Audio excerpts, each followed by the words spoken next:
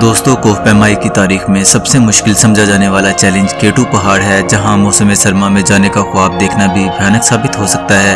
केटू, जो एक कातिल पहाड़ के नाम से मशहूर है, जहां पर बहुत से नामवर कोह पैमा अपनी जिंदगी का आखिरी ख्वाब सजाए यहाँ आए थे, मगर यहाँ से वापस जिंदा ना जा सके थे। वहीं 2020 में 10 नेपाली कोह पैमाओं की टीम इसे सर करने के लिए पाकिस्तान पहुंची थी। अस्सलाम वालेकुम दोस्तों, मेरा नाम है उमैर राजपूत। दोस्तों, मजीद आगे बढ़ने से पहले केटू के बारे में थोड़ा जान लें। केटू को मौसम सरमा में यानी सर्दियों के मौसम में कभी भी सर नहीं किया गया, जबकि मौसम गर्मा में केटू को सर किया गया है, क्योंकि इससे पहले मौसम सरमा में बहुत से नामवर कोह पैमा इसे सर करने की कोशिशों में हलाक हुए हैं। सर्दियों के मौसम में इस पहाड़ को सर करना ऐसा है जैसे मौत को खुद दावत देना हो। लफ्ज़ केटू का मतलब के से मुराद कराक्रम और टू का मतलब कराक्रम की चोटी नंबर 2 है, इसीलिए इसे केटू कहते हैं। केटू स्कर्दू से 200 किलोमीटर के फासले पर वाक़या है और केटू से पहले आखिरी गांव अशकोली है, जहां सड़क खत्म हो जाती है और फिर पैदल सफ़र का आगाज़ होता है और फिर ये सफ़र बालतोर ग्लेशियर पर से होता हुआ 8 से 10 दिन में पैदल या खच्चर वगैरह पर तय करना होता है। इसके बाद ये गोडन आस्टन ग्लेशियर पर ख़त्म हो जाता है, क्योंकि फिर यहाँ से केटू शुरू हो जाता है। दोस्तों, अब बात कर लेते हैं केटू को सर करने की। तो जैसे मैंने आपको पहले बताया है कि केटू को मौसम गर्मा में तो सर किया गया है, मगर मौसम सरमा में कभी भी इसे सर नहीं किया गया। मौसम सरमा में 1 सदी तक केटू को सर करने की कोशिशें होती रही हैं। इस पर चढ़ने के लिए कोह पैमाओं ने बहुत से रास्तों को अख्तियार किया था, मगर कामयाबी किसी के हिस्से में भी नहीं आई थी। बहुत से कोह पैमा अपनी जानें इस बर्फीले बर्फानी पहाड़ पर गंवा चुके थे। 1954 में 31 जुलाई शाम 6 बजे ये वो वक्त था जब केटू पर पहले इंसानी कदम पहुंचे थे। इसे सर करने वाले 2 खुशनसीब अतालवी कोह पैमा थे, जिनमें 29 साला लेनोल सैडली और 40 साला अचिली कोमागनोनी थे। यूं केटू पर होने वाली तहकीक और दरियाफ्त का सफ़र अपने इख्तिताम को पहुंचा था, यानी 1954 में केटू को सर कर लिया गया था। लेकिन दोस्तों, ये मौसम गर्मा था। मौसम सरमा में कोई भी केटू पहाड़ पर नहीं जा सका था।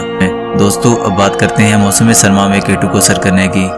तो दोस्तों, सर्दियों में केटू को फतह करने की पहली कोशिश 1986 में की गई थी, जिसकी कीमत इस कोह पैमा ने अपनी ज़िंदगी गंवा कर दी थी। और फिर यूं इसके बाद इसे सर करने की बहुत सी कोशिशें की गई थी, मगर सब कोह पैमाओं ने अपनी जानें गंवा दी थी। केटू पर सर्दियों में दर्जा हरारत -50 से भी ज़्यादा होता है और इसके साथ चलने वाली 200 किलोमीटर फी घंटा की रफ्तार से सर्द और बर्फीली हवाएं भला कैसे केटू पर चढ़ने का मौका दे सकती हैं। दिसंबर 2020 के आखिर में केटू को सर करने का सफ़र बहुत से कोह पैमाओं ने शुरू किया था, जिसमें दुनिया भर से नामवर कोह पैमा इस मुकाम पर पहुंचे थे और इन्हें 4 मुख्तलिफ टीमों में तकसीम किया गया था, जिसमें पहली टीम की क़ियादत नेपाली कोह पैमा मंगमा गालजे और दूसरी टीम की क़ियादत नेपाली कोह पैमा नरमल पोरजा और तीसरी टीम की क़ियादत अतालवी कोह पैमा जान स्नोरी और पाकिस्तानी कोह पैमा मोहम्मद अली सतपारा मिलकर कर रहे हैं। जबकि आखिरी और चौथी टीम को 7 स्मट ट्रैक का नाम दिया गया था, जिसमें 49 मोहम्मदो शामिल थे, जिनमें 20 मशहूर ज़माना कोह पैमा भी शामिल थे।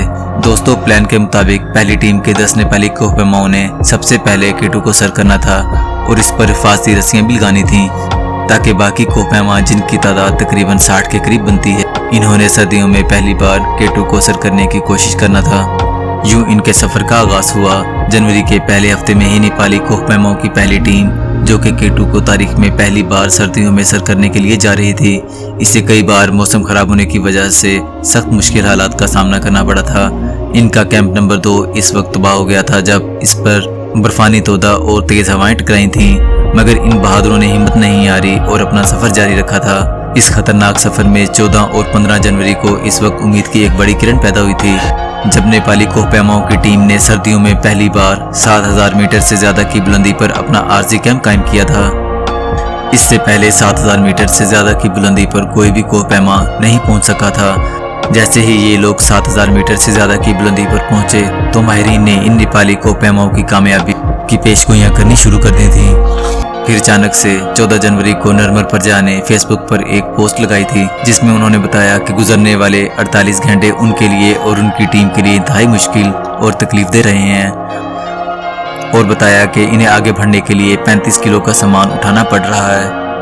और वो 7600 मीटर की बुलंदी पर रस्सियां लगाने में कामयाब भी हो चुके हैं और आज 14 जनवरी को अपना कैंप 7350 मीटर की बुलंदी पर लगाएंगे। और फिर इसके बाद 16 जनवरी 2021 की शाम का सूरज ढल रहा था और इस वक्त केटू पहाड़ पर दर्जा हरारत -45 डिग्री सेंटीग्रेड था और हवा की रफ्तार भी पहले से कम होकर 45 किलोमीटर फी घंटा थी।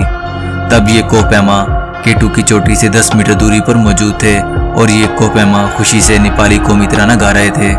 और फिर इसके बाद इन नेपाली कोहपेमाओं ने एक साथ 8611 मीटर यानी 28,251 फुट की बुलंदी तक रसाई हासिल कर ली थी। ये वो कारनामा सरअंजाम दिया गया था जिसे कोहपेमाई की तारीख का फाइनल फ्रंटियर समझा जाता है, यानी दुनिया के दूसरे बुलंद तरीन पहाड़ केटू को मौसम सरमा में सर करना था। आखिरकार सर्दियों के मौसम में केटू को सर कर लिया गया। इन कोहपेमाओं ने दुनिया को बताया कि इस खतरनाक पहाड़ पर बहुत मर्तबा उनका सामना मौत से हुआ था, लेकिन इन सब का यही कहना था कि इस पहाड़ को सर करने में मदद खुद केटू पहाड़ और इसके मौसम ने की थी। ये सब बहुत खुश थे। उन्होंने बताया कि केटू ने खुद को सर करने का मौका हमें दिया, जो बहुत बड़ी बात है। इन लोगों का कहना था कि इस पहाड़ पर पहुंचकर कोंकारेडिया के खत्ते की 8000 मीटर से बुलंद चोटियों को देखना एक दिलकश तरीन नज़ारा था, लेकिन शदीद बर्फ की वजह से इनकी आंखों में सोजन शुरू हो गई थी। ये लोग जल्द से जल्द नीचे उतरना चाहते थे, वरना यहाँ पर अंधेरा हो जाता। इन लोगों को कहना था कि केटू पहाड़ से कराक्रम की दिगर 8000 मीटर की बुलंद तरीन चोटियों को देखना इनके लिए इंतहाई यादगार और इनकी ख्वाहिश भी थी कि इन खूबसूरत नज़ारों को तस्वीर में कैद कर लें। इनका कहना था कि उन्होंने काफ़ी बार माउंट एवरेस्ट को सर किया है, लेकिन कराक्रम के इस पहाड़ से नज़ारा इंतहाई लाजवाब था। सूरज ढलते हुए यहाँ का मंजर इंतहाई दिलकश था। दोस्तों, इससे पहले 1909 में एक इतालवी कोहपेमा लुइजी अमेडियो अब्रोजी ने केटू को सर करने की कोशिश की थी और वो 20,000 फीट की बुलंदी तक ही पहुंच सके थे। और बाद में इनका कहना था कि ये पहाड़ इस कदर दुश्वार और ख़तरनाक है कि इस पहाड़ पर जहाज़ से सिर्फ पायलट ही पहुंच सकता है, कोई कोहपेमा तो बिल्कुल ही नहीं। ये एक मशहूर कोहपेमा के अल्फाज थे जो आज 2021 में गलत साबित हुए हैं। दोस्तों, इस पहाड़ के बारे में एक वीडियो में बताना तो बिल्कुल मुमकिन नहीं है, इसलिए इस पहाड़ पर जाने वाले बाकी कोहपेमाओं के बारे में मज़ीद मालूमात बहुत जल्द एक नई वीडियो में आपको मिलेंगी। तब तक के लिए अपना बहुत सा ख्याल रखें। चैनल पर नए हैं तो चैनल को सब्सक्राइब और लाइक शेयर जरूर कर दें।